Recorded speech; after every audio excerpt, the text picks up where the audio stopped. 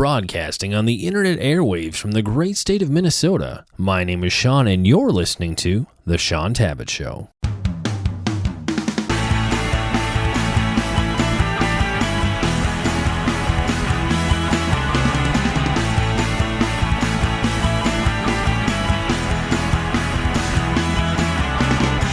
Today, my special guest is David Croteau, and we're talking about his new book, Urban Legends of the New Testament, Common Misconceptions, which is published by our friends over at B&H Academic. David, welcome to the show. Thanks for having me on. I appreciate you taking the time today. Well, first off, David, let's help the audience get to know you a bit better. Take a few moments and introduce yourself to our listeners. Sure. I teach at Columbia International University in Columbia, South Carolina, and I have my PhD from Southeastern Baptist Theological Seminary. I published a couple different books on tithing and a book on Bible translations called Which Bible Translation Should I Use? Very good. Well, thanks for helping us to get to know you a little bit better. Now, you mentioned that you teach at Columbia International University. Do you have any particular specialization or core classes or courses that you teach there? The majority of my classes are Greek 1, 2, 3, and 4. I do teach some classes in Bible interpretation, history of Bible interpretation. I spend a lot of time teaching classes on backgrounds in the Gospel of John and prison epistles as well. Okay, and for the courses you teach in Greek, any particular grammar that is a favorite of yours with your early students? With the early students, we use a grammar called Greek is Good Grief by the dean of the seminary, Dr. John Harvey. For the advanced classes, we use Daniel Wallace's Greek grammar. Always curious to see what people are using to teach their classes, so thanks for rolling with me on that one. Sure. Next, I'd like to get a little bit of the story behind the book. I know every book kind of has an aha moment or when you realize there was a problem that you need to address. So tell us how that idea, the first inklings of Urban Legends of the New Testament, got its start. You know, education's a funny thing. When someone goes to a Christian college or goes to a seminary and they're taking classes in psychology and science, they expect to be taught new things. And when they are, they don't resist it. Okay, this is what the field is saying. But when they come to like Bible classes and theology classes, when you teach them something they haven't heard, they almost seem offended. Like what they expected for you to say was just things that they had always heard throughout their time in church and in Sunday school classes. So I began teaching, and I taught a class called New Testament Backgrounds.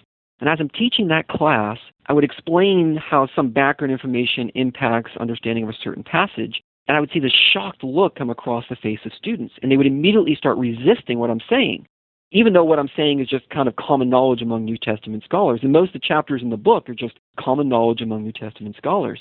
And I would see this resistance and this shock, and I started compiling a list of all these different things that were just blowing the students away in my different classes that I was teaching. And after a couple of years, I realized I got a book in the making here. Now I need a title. And it honestly took me about 5 years to figure out a title I wanted to use to kind of bring all these chapters together. So Urban Legends is what came from that. Through the years, I've had a number of conversations with professors, and I think one of the hardest transitions for students is to realize that Bible college, seminary, grad school, it's not Sunday school, so it's a different level. And also, I mean, people are very, very tied to these preconceived notions, these ideas that they've had, and they almost feel like you're stomping on their whole Christian experience when you are telling them things that are contrary to what they've always heard. Yeah, exactly. There were a couple of the chapters that I'm not saying anything theologically, I'm not really challenging any biblical truth. And in some of these, the reaction I get, it's the same too, actually, every time. Every time I talk about these, people get really upset, and I'm not really undermining anything that they've thought about the Bible or Christ or the gospel. Well, I think people just get nervous. You know, I think of some of the different people that I've read about, different Bible scholars. You know, there are people who in their Christian walk, Christian life have come off the rails and gone in kind of an odd direction sometimes because they encounter some of these things that they can't reconcile within themselves or they can't deal with, even though it seems arbitrary sometimes for some people. I guess I can understand where they feel like there's a lot at stake. Yeah, and part of the theme of several of the chapters is correcting historical inaccuracies. And I think that's important, even though it might not affect necessarily your theology, because someone can come along. I can remember a certain historical inaccuracy that I had been taught in church, at least I thought was true. And when I heard J. Vernon McGee correct this on the radio, I remember my car swerving and my faith being rocked. And all he was doing was just reading the Bible, and I just never read it close enough to see what he was saying. So people can use some of these urban legends and get the truth of it, and then use it to undermine faith, and I want to prevent that from happening. And I'll just say I'm a fan of J. Vernon McGee. I commute very early in the morning here in the Minneapolis area, and he's on at like 5:30 a.m., so I always try to get in the car by that time so I can listen to his message. At the very least, I find him entertaining, especially when he talks about hippies, which he does from time to time. So urban legends, for some of the listeners out there, not everybody's probably going to know what an urban legend is. So tell us what you mean by urban legend. Is your goal to have this book kind of be the Snopes.com of New Testament urban legends? Snopes.com, I like that. Yeah, an urban legend is a commonly circulated myth that's repeated throughout the culture as common knowledge, but which isn't true. And I have actually two categories for urban legends. One is mistaken and one is misleading. So sometimes there's just no basis in anything for some of these misunderstandings in the book. Sometimes what is stated is true, but it's not big enough, it's not broad enough, and there's more to the truth that should be understood. So in a sense, yes, I'm hoping to do that. I'm hoping that this can be a resource for people who have heard certain things about the Bible. They can go to it and check it and see what the right interpretation is. But honestly, part of it is it's kind of a covert biblical interpretation book. I'm hoping that through the urban legend idea that people can see modeled for them good biblical interpretation practices and therefore be able to do it themselves. Well, and we're going to get into some of the meat of what you cover in the book here in a moment, but just thinking of a reader approaching the book, is this a book that they should read front to back, or can they pick and choose the chapters that seem really interesting to them? It's important that you read the introduction, begin there, but it's a book you can skip around and read certain chapters here and there. It doesn't necessarily build upon itself chapter by chapter. That is true. You can kind of start anywhere after you've read the introduction. All right, well, let's get into some of what you cover in the book. In chapter 1, it's titled, There Was No Room at the Inn. We're all very familiar with the Christmas story from when we were little kids. I learned some things in this chapter that were kind of surprising. Tell us what you cover there. The movie Nativity came out several years ago, and they did a great job making it, except for the fact of the historical inaccuracies that were contained in the movie. So the place to start is Luke 2:6. Luke 2:6 says, while they were there, the time came for her, being Mary, to give birth. So the first thing we see is Joseph and Mary weren't approaching Bethlehem, and the baby started pressing, and there was a panic, and they run into the town, and Joseph's panicking and knocking on doors and trying to find a place to stay. That's not the picture Luke gives. He says while they were there. So they had already settled in a place. But once we realize that, we realize there was no panic and no rush, then we have to ask, well, why didn't they just stay with Elizabeth and Zechariah, who were, less than a day's walk away if they were having to stay in like a stable or a barn? But then we get to verse 7, and it says that she laid him in a manger or a feeding trough because there was no room for them at the inn. And it's the word inn there that's the key. The Greek word underlying that is kind of an ambiguous word. It could refer to the idea of an inn, but the other places it's used in the New Testament, it refers to a guest room or an upper room. In fact, the NIV now translates that as there was no guest room available for them. Now, there is another Greek word that's used in the New Testament for inn, like a hotel. And you can see that in the Good Samaritan, where it talks about taking him to an inn and there being an innkeeper. But that's a different Greek word. This one is probably referring to a guest room. And so what Luke is saying is, in the guest room, which is a second room built off the side or on top of the main room, there would not be a manger. There wouldn't be a feeding trough. But in the main room, many families would bring in a few animals in the evening to keep them inside, keeps the house warm, and there would be feeding troughs inside the house of the main room. And so this is an explanation saying Jesus was born in the main room, not in a stable or a barn, and that's why he was placed in a feeding trough, because the guest room was full.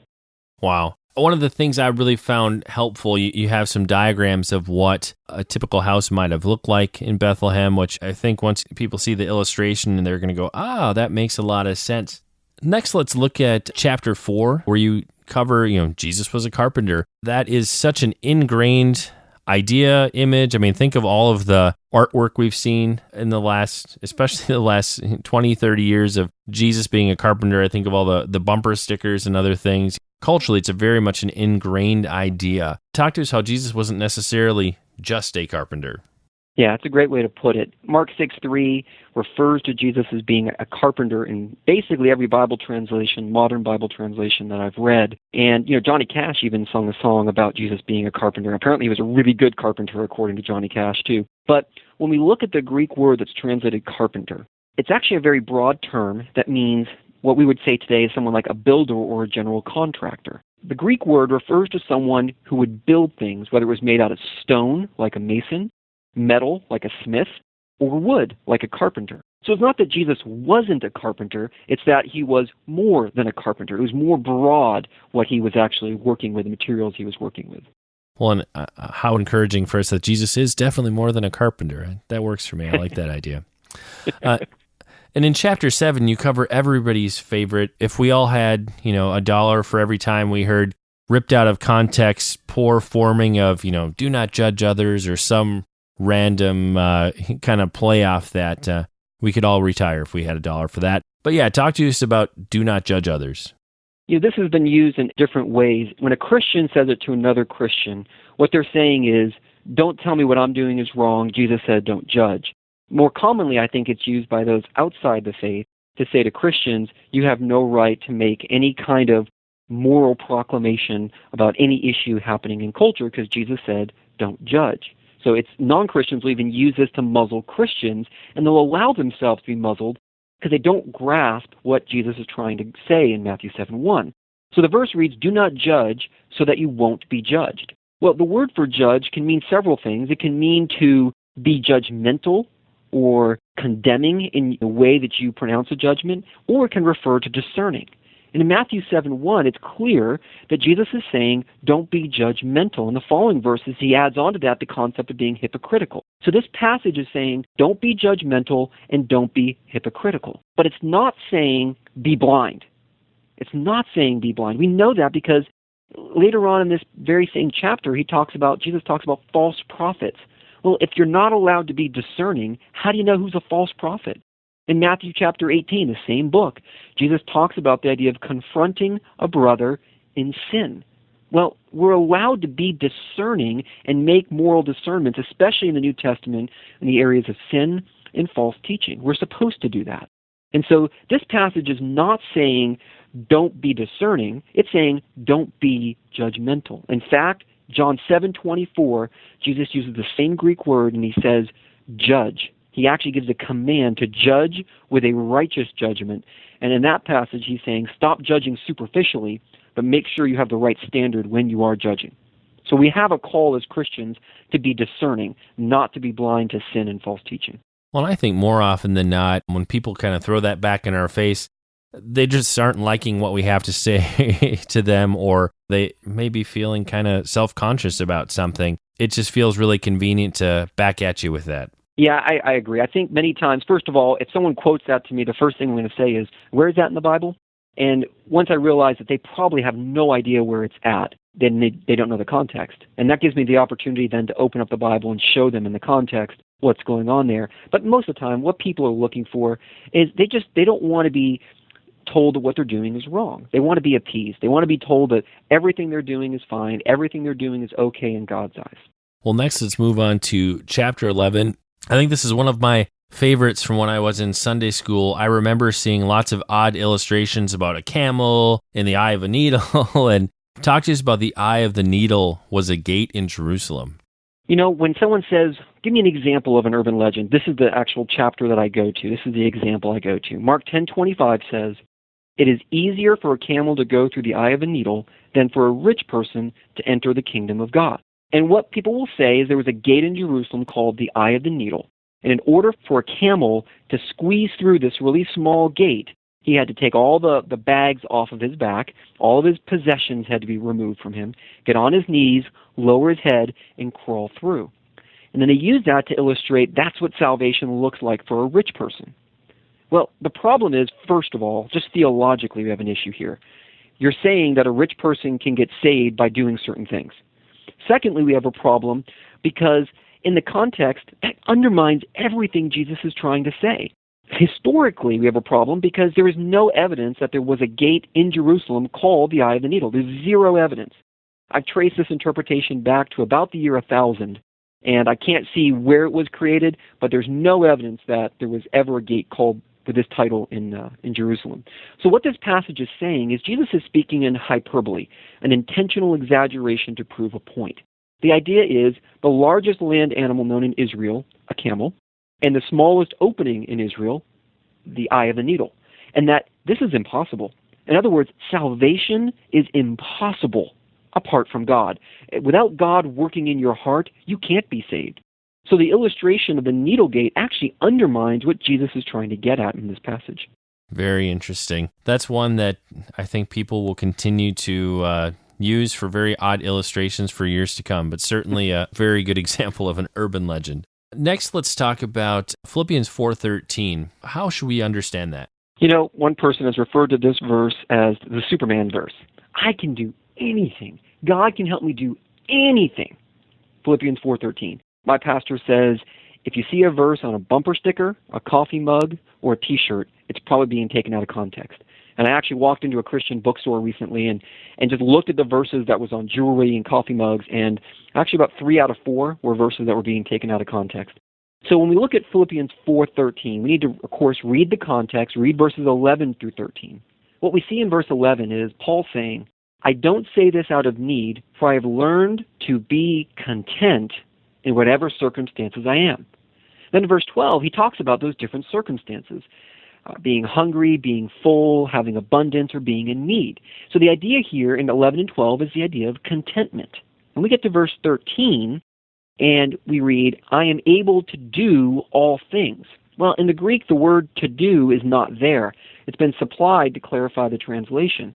But I think what Paul is getting at, and most scholars would agree, is I am able to be content in all of these circumstances through Jesus Christ who gives me strength. That's the meaning of the passage. So it has to do with contentment, not with being able to do anything that you want to do. And we have to remember that the only reason we can be content in circumstances, whether it's abundance or in need, is because of Jesus Christ strengthening us. So this is not a verse that's necessarily appropriate to use in athletics or mixed martial arts fighting or boxing or football, because that's not the context that Paul was using it in. Well, you've totally messed up my idea for a line of self-help bumper stickers and other related items, so I will put that on the back shelf for the time being. Okay. Well, we've only touched on a handful of the topics you cover in the book. For you, were there any particular chapters or things that were favorites or the ones that you enjoyed reading about and researching most? You know, the chapter that really fascinated me when I was researching it was one that a New Testament scholar calls the most twisted verse in the Bible, and it's 1 Thessalonians 5:22. This verse says, in the King James, it says basically, avoid all appearance of evil. Avoid all appearance of evil. And people have used that to say that if you're doing something that some other Christian thinks might be sin, then you shouldn't do it. So don't do anything that could have the appearance of being evil. This is a great example of reading a verse in context. And the new NIV does a spectacular job translating this section here. We have to start at verse 20.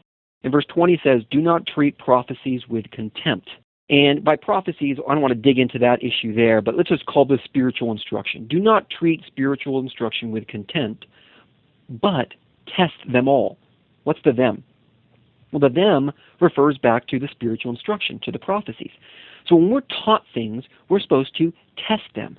Now, okay, so what do? You hear something taught to you, and then you test it. What do you do if it's good? Well, Paul says in verse 21, hold on to what is good. Cling to what is good. When you hear good spiritual instruction, bring it in, hold on to it, and live it out in your life. Then we get to verse 22, reject every kind of evil. So we test good instruction, we cling to it if it's good, but we reject it if it's bad. So this is a passage about being discerning when you're being instructed in the Word of God and how you cling to what's good, good teaching, and you reject bad teaching. That's really interesting. Thanks for sharing that. Another interesting and you might say unique feature in the book is you have a series of QR codes. Tell us what people are going to be able to access when they click on those, so to speak. Yeah, when you snap on the QR code, it's going to take you to a website, and the website's going to have a video about 2 to 5 minutes long of me summarizing the content of that chapter. I always like to ask, when readers close that back flap of the book, how do you know you've achieved your goal? How would you like to see their approach to the Bible changed or impacted after connecting with and reading your material in the book?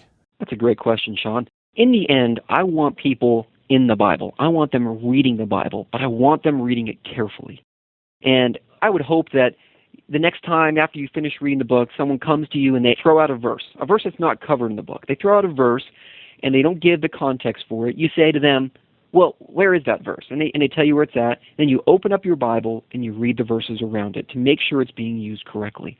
I want people reading the Bible carefully, and I want them reading it in context.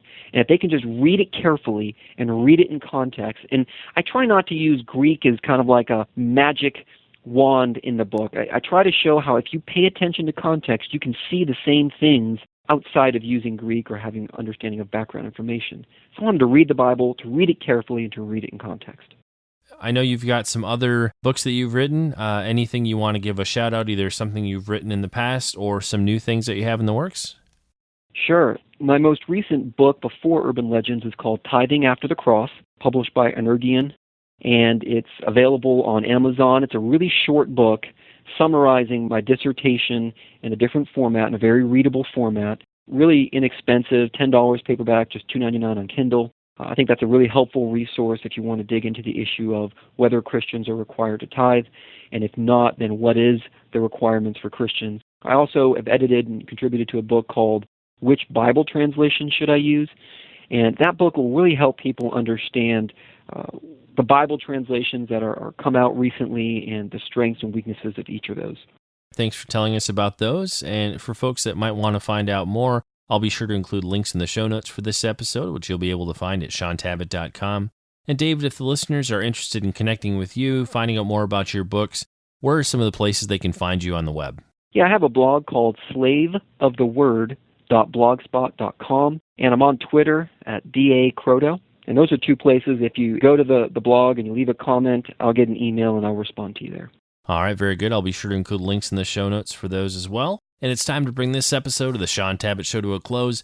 Many thanks for being a part of my conversation with David Croteau, talking about urban legends of the New Testament. For more on David, you can visit his website at slaveoftheword.blogspot.com. Be sure to follow him on Twitter, where he goes by the handle of D.A. Croteau. And for more on the book, you can also visit the publisher's website, which is available at bhacademic.com. David, I just want to say thanks so much for sharing with us today. It's been a great pleasure speaking with you. Thanks a lot, Shaun. I do appreciate you having me on. And that's all for this episode of the Shaun Tabatt Show. If you have a question, comment, or suggestion, you can connect with me via email using show@shauntabatt.com. Be sure to follow me on Twitter, where I go by the Twitter handle @stabatt.